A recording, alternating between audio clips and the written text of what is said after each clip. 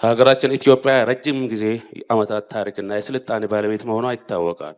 ነገር ግን ይህ ታላቅነቷንና ገናናነቷ በተለያዩ ምክንያቶች ጠፍቶ ስር የሰደደ ድህነትና ኋላ ቀርነት የሀገራችን መገለጫዎችና ቀዳሚ ፈተናዎች ሆነው ቆይተዋል። እነዚህ ነባራዊ ሁኔታዎች ከስር መሰረቱ ለመለወጥ ለባለራዕዩ መሪያችን በተነደፈው አዲስ አስተሳሰብና የመደመር ፍልስፍና ኢትዮጵያን ከድህነት በማውጣት ወደ ብልጽግና ለማሻገር በተጀመረው ሁለንተናዊ ሀገራዊ ሪፎርም ባለፉት 8 ዓመታት ውስጥ ብቻ በሁሉም ዘርፍ በጣም አስደማሚ የሚታዩና የሚጨበጡ ስኬቶች ተመዝግበዋል፣ እየተመዘገቡም ይገኛሉ። ይህን ትልቅ ሀገራዊ ራዕይ ለማሳካት ጠቅላይ ሚኒስትራችን በተቋማት ሪፎርምና አቅም ግንባታ ላይ በትኩረት መስራት እንደሚያስፈልግ ሲገልጹ ይህን ብለዋል።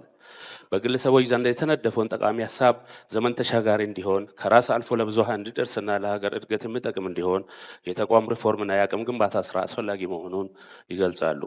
ማንኛውም መስሪያ ቤት ወደፊት ሊያሳካው የሚፈልገው ህልም ካለው ህልሙን መፍታት የሚችለው ጠንካራና ብቃት ያለው ተቋም በመገንባት ብቻ ነው። ምንም አይነት ምርጥ ሀሳብ ቢኖረውም ተቋም መገንባት ካልቻለ ህልሙ ዘመን ተሻጋሪ አይሆንም፣ ሀሳቡም አይተገበርም። በመሆኑም ያሉንን ተቋማት በፖሊሲ፣ በስትራቴጂ፣ በአመራር፣ በአሰራር ወዘተ የሚጎላቸውን ፈትሾ በመሙላትና የኢትዮጵያ ኢኮኖሚ እየዘመነ ባለበት መንገድ እንዲዘምኑ በማድረግ በትውልድ ላይ ተጽዕኖ የሚፈጥሩና ዘመን የሚዋጁ ተቋማት አድርገን ማብቃት እንደሚገባ ይገልጻሉ። ክቡራትና ክቡራን፣ የፌዴራል ቤቶች ኮርፖሬሽን ይህን ሀገራዊ ሁለንተና ሪፎርምና የመደመር አስተሳሰብ መነሻ በማድረግ የተሟላ ቁመና ያለው ተቋም ለመገንባት በጥልቀት አስቦ ማቀድና ወደ ተግባር እንቅስቃሴ በመግባት ባለፉት 8 የሪፎርም ዓመታት ተቋማችንን ከውድቀትና ከመክሰም አደጋ በማውጣት ኮርፖሬሽናችን ለሀገራዊ የብልጽግና ጉዞ የራሱን ድርሻ መወጣት ወደሚችልበት ደረጃ ማሻገር ተችሏል። በተቋማችን ያካሄድናቸው የሪፎርም አጀንዳዎች ሁለት መልክ ያላቸው ናቸው። በአንድ መልኩ እንደ ተቋም እንድናሳካ በመንግስት የተሰጠን ተልዕኮ በተሟላ መልኩ መፈጸም የሚያስችል አቅም መገንባት ሲሆን፣ በሌላ መልኩ ደግሞ ወደፊት ለመጓዝ እንቅፋት በመሆን ወደ ኋላ የሚጎትቱንን ያደሩና የተወዘፉ ውስብስብ ችግሮችን መፍታት በክቡር ጠቅላይ ሚኒስትራችን እንደተገለጸው አዲሱን የመደመር አስተሳሰብ መሸከም የሚችልና ዘመን ተሻጋሪ ተቋም መገንባት መዳረሻ በማስቀመጥ እየተንቀሳቀስን እንገኛለን። በዕድሜ አንጋፋው የሆነው የፌዴራል ቤቶች ኮርፖሬሽን እስከ 2010 ባጀት ዓመት በነበረበት 42 ዓመታት በተለያዩ አደረጃጀቶችና ስያሜዎች አገልግሎት ሲሰጥ የቆየ ቢሆንም በበርካታ ውስብስብና ውዝፍ ችግሮች ተዘፍቆ የቆየ ተቋም በመሆኑ የአገልግሎት ዘመኑን የሚመጥን የእድገት ደረጃ ላይ የደረሰ ተቋም አልነበረም። በእነዚህም ዓመታት የቤት አስተዳደሩ በኋላ ቀር አሰራር የተተበተበ ከቴክኖሎጂ ጋር የማይታወቅ የሚያሳጥራ ቤቶች ቁጥርና መረጃ እንዲሁም የሀብት መጠን በግልጽ ለይቶ የማያውቅ ያሉት ቤቶች በጥገና እጦት ከመጎዳታቸው በላይ በልማትና በተለያዩ ህገወጥ ዝርፊያዎች ከኮርፖሬሽኑ እጅ እየወጡ ቁጥራቸው በእጅጉ የተመናመነበት የፋይናንስ ስርዓቱ ደካማ በመሆኑ ለበርካታ ዓመታት የኮርፖሬሽኑ የኦዲት ሪፖርት አስተያየት መስጠት የማያስችል ወይም ዲስክሌመር በሚል አስተያየት ሲሰጥበት የቆየና ዓመታዊ ገቢው ከ300 ሚሊዮን ያልበለጠ የነበረበት በእነዚህ ደራራቢ ችግሮች ምክንያት የተቋሙ ገጽታ በመጥፎ የሚነሳበት፣ ሰራተኞች ለረጅም ጊዜ ጥቅማቸው ባለመከበሩ ተስፋ የቆረጡበት፣ የስራ ፍቅርና መነሳሳት በእጅጉ የተዳከመበት፣ በአጠቃላይ ዘርፈ ብዙ ችግሮች ውስጥ የወደቀ ተቋም ነበር። እነዚህን የተወሳሰቡና ዘርፈ ብዙ ችግሮችን መሰረታዊ በሆነ ሁኔታ ለመለወጥ እንዲቻል የሁለት አመራሩ ከ2010 አጋማሽ ጀምሮ በነበረው ምዕራፍ መንግስታችን የጀመረውን ሁለንተናዊ ሀገራዊ ሪፎርም በሙሉ ልብ በመቀበልና የጠቅላይ ሚኒስትራችንን የመፍጠርና የመፍጠን መርህ በመከተል ጠንካራ ተቋም ለመገንባት የሚያስችሉ እቅዶችን በመንደፍ ተግባራዊ እንቅስቃሴ አድርጓል። በለውጥ አጀንዳዎች ዙሪያ ተከታታይነት ያለው ምክክር በማድረግ በተቋሙ አመራሮችና ሰራተኞች መካከል የአስተሳሰብና የተግባር አንድነት እንዲሁም ተቋማዊ መግባባት መፍጠር በአጠረ ጊዜ ውስጥ ለቀጣይ የሪፎርም ትግበራችን መደላደልን መፍጠር ተችሏል። በቤት አስተዳደር ዘርፍ የሚስተዋሉ ችግሮችን በመፍታት መረጃዎችን በዘመናዊ መልክ በማደራጀት ለአገልግሎት ምቹ የማድረግ ቤቶችን ቆጥሮ ለሁሉም ቤቶች ይዞታዎች ካርታ እንዲወጣላቸው በማድረግ የቤቶችን ካርታ በሶፍት ኮፒ ጭምር አደራጅቶ መያዝ፣ ለእያንዳንዱ ቤት መለያ ታግ የመለጠፍ አልፎ ቤቶቹን በጂፒኤስ እና በጉግል ማፕ የመቆጣጠር ስራ ተጀምረዋል። የተቀናጀ የመረጃ አያያዝ ልማት ስራ አገልግሎቶችን ከወሳኝ የመንግስት ተቋማት ጋር ማለትም እንደ ባንክና ቴሌ ከመሳሰሉ አገልግሎት ሰጪ ተቋማት ጋር በማስተሳሰር በቴክኖሎጂ የተደገፈ ቀልጣፋ አገልግሎት ለመስጠት አስችሎታል። የኮርፖሬሽኑ የሀብት መጠን ለማወቅ የቤቶች ዋጋ ወይም ሃውሲንግ ቫሉዌሽን በገለልተኛ አካል በማስጠናት የሀብት መጠኑን ማወቅ ተችሏል።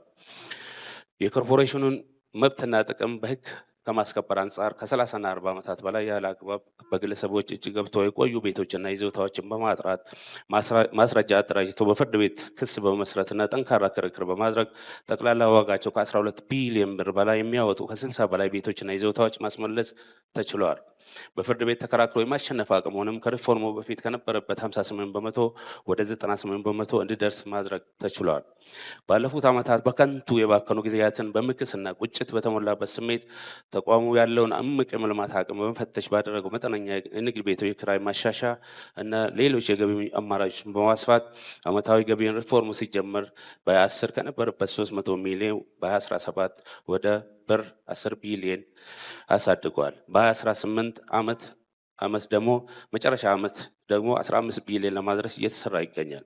በዚህም መሰረት ከመንግስት ምንም አይነት ተጨማሪ ፋይናንስ ሳንጠብቅ የተፈጠረው የውስጥ የገቢ አቅም ብቻ በመጠቀም ከ28 ዓመታት በኋላ ቆሞ የነበረው የቤት ግንባታ በአዲስ መልክ እንዲጀመር ተደርጓል።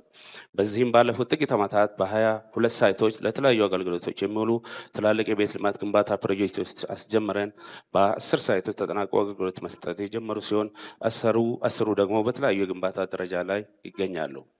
የመደመር መንግስት መጽሐፍ ስለ መጪው ዘመን ከተማ በገጽ 237 ባሰፈረ ሀሳብ በከተሞቻችን መሰረታዊ ፍላጎቶችን በጥራት ማቅረብ የመደመር መንግስት አንዱ ግብ መሆኑን ይጠቅሳል። በነባር ከተሞች እድሳትም ሆነ በአዳዲስ ከተሞች ምስረታ የሚካሄዱ ግንባታዎች ለአየር ንብረት ለውጥ የማይበገሩ ሆኖ መተግበር እንዳለባቸውም ያብራራል። በመሆኑም ኮርፖሬሽናችን የሚያከናውናቸው ግንባታዎች የሀገራችንን ቀጣይ የብልጽግና ጉዞ ታሳቢ ያደረጉና የነገውን እድገት ደረጃ የሚመጥኑ በጥራት የተገነቡ ዘመናዊነትን የተላበሱ እንዲሁም ለከተማ ውበትና ገጽታ ተጨማሪ እሴት የሚጨምሩ ተደርጎ የተገነቡ ናቸው። ከዚህ ጎን ለጎን አዳዲስ የግንባታ ቴክኖሎጂዎች ወደ ሀገር ውስጥ በማስገባት በመደበኛ ወይም ኮንቬንሽናል ግንባታ የሚካሄዱ የግንባታ ፕሮጀክቶች ከጊዜ ከጥራትና ከወጪ አንጻር የሚታይባቸውን ብክነት በከፍተኛ ደረጃ ለመቀነስ የሚያስችል ስራ ማከናወን ተችሏል። ኮርፖሬሽናችን ቀደም ሲል ከተለመደው የፕሮጀክት አስተዳደር አሰራር በተለየ መልኩ በኮንስትራክሽን ዘርፉ ተዋናይ የሆኑት ሶስቱን አካላት ማለትም የስራ ተቋራጭ፣ አማካሪ፣ የፕሮጀክት ባለቤት በመገፋፋትና በመጠራጠር ሳይሆን ሶስቱም አካላት ኃላፊነትን እኩል የሚጋሩበትና በጠንካራ ባለቤትነት ስሜት እንዲሁም ከቁጥጥር ይልቅ በትብብር መርህ የሚሰራበትና የአሰራር ስርዓት በመከተል ውጤታማ ስራዎችን ማከናወን የቻልን ሲሆን እነዚህ ተሞክሮዎች የኮንስትራክሽን ኢንዱስትሪውን አፈጻጸም ለማሻሻል ጥሩ ግብዓት ተደርጎ ሊወሰዱ የሚችሉ ናቸው። በተቋሙ በተካሄደው ሪፎርም ዘመናዊ ፋይናንስ አስተዳደር ስርዓት ወይም አይኤፍአርኤስ ስራ ላይ እንዲውል በማድረግ የተቋሙ የኦዲት ሪፖርት ለ42 ዓመታት ከቆየበት አስተያየት መስጠት የማይቻልበት ዲስክሌመር ኦዲት ሪፖርት ወጥቶ በታሪኩ ለመጀመሪያ ጊዜ በ2015 ንጹህ የኦዲት ሪፖርት ወይም ክሊን ኦዲት ማስመዝገብ የቻለ ሲሆን በ2016 እና በ2017 ይህንን መልካም ስኬት ማስቀጠል ችለዋል። የፌዴራል ቤቶች ኮርፖሬሽን በ2017 ባጀት ዓመት ታማኝ የግብር ከፋይ በመሆን የፕላቲኒየም ደረጃ ተሸላሚ መሆን የቻለ ሲሆን ዛሬ ላይ ከራሱ አልፎ ለበርካታ ሀገራዊ ጉዳዮች ድጋፍ በማድረግ የማህበራዊ ኃላፊነት የሚወጣ ተቋም ሆኗል።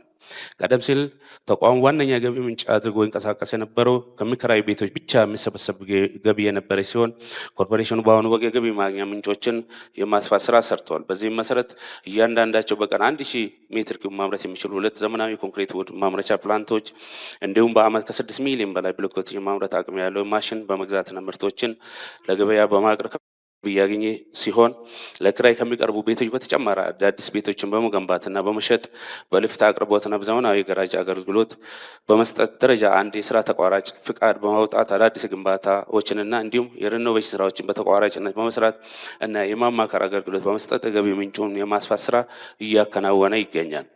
ክቡራትና ክቡራን የተቋማችን 50ኛ ዓመት የወርቅ ኢዮቤልዩ የካቲት 17 ቀን 2018 በይፋ በተከፈተበት የስፖርታዊ ውድድሮች የተጀመረ ሲሆን ከዛሬ ጀምሮ ለ4 ተከታታይ ቀናት በሚከናወኑ ተጨማሪ ፕሮግራሞች የሚጠናቀቅ ይሆናል። በእነዚህም 4 ቀናት ግንባታቸው የተጠናቀቁ ፕሮጀክቶች የምረቃ ፕሮግራም፣ የተቋማችን የ50 ዓመት ጉዞና የቀጣይ ዘመን ትልሞች የሚያሳይ ኤግዚቢሽን፣ የፍጻሜ ስፖርታዊ ውድድሮችና የፓናል ውይይቶች በበዓሉ የተካተቱ ኩነቶች ናቸው። በዛሬው ዕለት ያስመረቅናቸው ሁለት ፕሮጀክቶች በተቋሙ ታሪክ ልዩ ስፍራ የሚሰጣቸው ናቸው። በሶማሌ ተራ አካባቢ የተመረቀው ባለ 27 ወለል ግዙፍ ህንፃ ለመኖሪያና ለንግድ አገልግሎት የሚውሉ ቤቶችን የያዘና በተቋሙ ታሪክ የተገነባው ትልቁ መንትያ ህንፃ ሲሆን በቻይና ኮሚኒኬሽን ኮንስትራክሽን ድርጅት የተገነባ ነው። ይህ ውብና ዘመናዊ ህንፃ በፒያሳና መርካቶ መካከል መገንባቱ የተለመደውን በቀን ብቻ የተገደበውን የሰው እንቅስቃሴና ማታ ላይ ሰው አልባ የነበሩ ነባራዊ ሁኔታ በመቀየር አካባቢውን ቀንና ማታ ህይወት እንዲኖረው ያደርጋል። ሌላኛው በፒያሳ በቀድሞቹ የፒያሳ ወርቅ ቤቶች በነበሩበት ቦታ ላይ የተገነባው ዘመናዊ ንግድ ሞል ሲሆን ይህ ሞል በተመሳሳይ በተቋሙ ታሪክ ለመጀመሪያ ጊዜ የተገነባ ሞል ነው። የፒያሳ ጎልድ ሞል የወርቅ ነጋዴዎች ከኮርፖሬሽኑ ጋር ያላቸው ረጅም ጊዜ ቁርኝት ታሳቢ በማድረግ የተገነባ ሲሆን ይህን በከፍተኛ ጥራት የተገነባ ሞል ግንባታ ያካሄደው ኦቪድ ግሩፕ ነው። የእነዚህ ፕሮጀክት መጠናቀቅ ለኮርፖሬሽኑ ከሚሰጠው ጠቀሜታ በተጨማሪ ለመዲናችን የኢኮኖሚያዊና ማህበራዊ አገልግሎቶች እንዲሁም ለገጽታ ግንባታ የሚኖራቸው ፋይዳ እጅግ ከፍተኛ ነው። በዛሬው ዕለት የ50ኛ ዓመት የወርቅ ኢዮቤልዩ በዓላችን ስናከብር ባለፉት 8 የሪፎርም ዓመታት ያስመዘገብናቸውን በርካታ ስኬቶች በመዘከር ብቻ ሳይሆን ተቋሙ በ50 ዓመታት ጉዞ በሀገራችን የኢኮኖሚያዊ ማህበራዊ ልማት የነበረውን አስተዋጽኦ እውቅና በመስጠትና በቀጣይ ይህንን አስተዋጽኦ ወደ ተሻለ ከፍታ ማድረስን ታሳቢ በማድረግ ነው። የአሁኑ የፌዴራል ቤቶች ኮርፖሬሽን የቀድሞ ኪራይ ቤቶች አስተዳደር ድርጅት በከተማ ቦታና ትርፍ ቤት አዋጅ ቁጥር 4767 ከመሳፍንትና መኳንንት የተወረሱትን ቤቶች እንዲያስተዳድርና በተጨማሪነት እንዲያለማ በጥቅምት 25 ቀን 1968 የተቋቋመ ነው። የቀድሞ ኪራይ ቤቶች አስተዳደር ድርጅት በ1970ዎቹ ውጤታማ ስራዎችም ያከናወነበት ዘመን የነበረ ሲሆን በእነዚህ ዓመታት የተገነቡት አፓርታማዎች፣ ቪላ ቤቶች፣ የቁጠባ ቤቶች፣ የሲኤምሲ ዘመናዊ የመኖሪያ መንደር ዛሬ ላይ ኮርፖሬሽኑ የሚኮራባቸውና የተቋሙ ልዩ መገለጫዎች ናቸው። በጊዜው ወቅቱን የዋጀ የኪነ ህንፃ ሳይንስን ተከትሎ የተገነቡና በውርስ የተገኙ ቤቶች በርካታ የከተማ ነዋሪዎችን የቤት ችግር ከማቀላላቸውም በላይ በተጨማሪ ለከተማዋ እድገትና ገጽታ ግንባታ የራሳቸውን ሚና ተጫውተዋል። በዚህ የኮርፖሬሽኑ 50ኛ ዓመት የወርቅ ኢዮቤልዩ በዓል በተቋሙ የ50 ዓመት የጉዞ ታሪክ የራሳቸውን አሻራ ያሳረፉ አመራሮችና ሰራተኞች የነበራቸው አስተዋጽኦ በክብር ይዘከራል። ይህ በዓላቸው የቀድሞውንና አዲሱን ትውልድ በአንድ መድረክ በማሰባሰብ ታሪክና ተሞክሮ ለሚቀጥሉት ትውልድ ማስተላለፍን ያበረታታል፣ የትውልድ ግንኙነትንም ያጠናክራል። በየወቅቱ የተመዘገቡ ጉድለቶችን ለማረምና የተገኙ ውጤቶችን ለማስቀጠል በተለይም ደግሞ ትልቁ ዓላማና ትኩረት እንደ ሀገር የተፈጠረው ምቹ ሁኔታ በመጠቀም የቀጣዩን ዘመን ትልም ለማስቀመጥ ፋይዳው እጅግ የጎላ ነው። ክቡራትና ክቡራን፣ ኮርፖሬሽናችን ይህን በዓል ሲያከብር ባለፉት 50 ዓመታት ካለፈባቸው ፈተናዎች በመማርና ባለፉት ጥቂት ሪፎርማታት ያስመዘገባቸው ውጤቶች በማላቅ በ2030 በምስራቅ አፍሪካ ተወዳዳሪና ትርፋማ የመንግስት ኮንስትራክሽን ድርጅት ለመሆን የሚያስችለውን ራዕይን ሰንቆ በመንቀሳቀስ ላይ የሚገኝ ሲሆን በሀገራችን በተለይም በከተሞች የሚታየውን ከፍተኛ የመኖሪያ ቤት እጥረት ትርጉም ባለው ደረጃ ለመቅረፍ የበኩሉን አስተዋጽኦ ለማድረግ ቅድሚያ የሚሰጣቸው የትኩረት መስኮች በመለየት ተግባራዊ እንቅስቃሴ በማድረግ ላይ ይገኛል።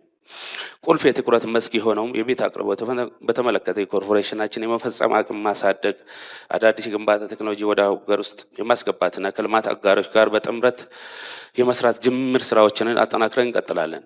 በተለይም የግንባታ ቴክኖሎጂ አጠቃቀም በተመለከተ የፌዴራል ቤቶች ኮርፖሬሽን ከዚህ ቀደም አልሙኒየም ፎር ወርክ የተባለው የደቡብ ኮሪያ ግንባታ ቴክኖሎጂ ከኦቪድ ግሩፕ ጋር ከተባሉ ድርጅት ጋር በመተባበር ለመጀመሪያ ጊዜ ወደ ሀገራችን በማስመጣት በሀገራችን ለመካከለኛና ዝቅተኛ ገቢ ያላቸው ዜጎቻችን የሚገነቡ ቤቶች ከጥራት ከጊዜና ከወጪ አንጻር ተጨባጭ የሆኑ ውጤቶችን ማስመዝገብ የተቻለ መሆኑ የሚታወስ ሲሆን ይህንኑ በማስቀጠል ኮርፖሬሽናችን በአሁኑ ወቅት ከኦስትሪያ 3D ኮንክሪት ፕሪንቲንግ ቴክኖሎጂ እንዲሁም ከጣሊያን የተቀጣጣሚ ቤቶች አካል ማምረቻ ፕሪፋብ ቴክኖሎጂ ወደ ሀገር የማስገባት ስራዎችን እያጠናቀቀ ይገኛል።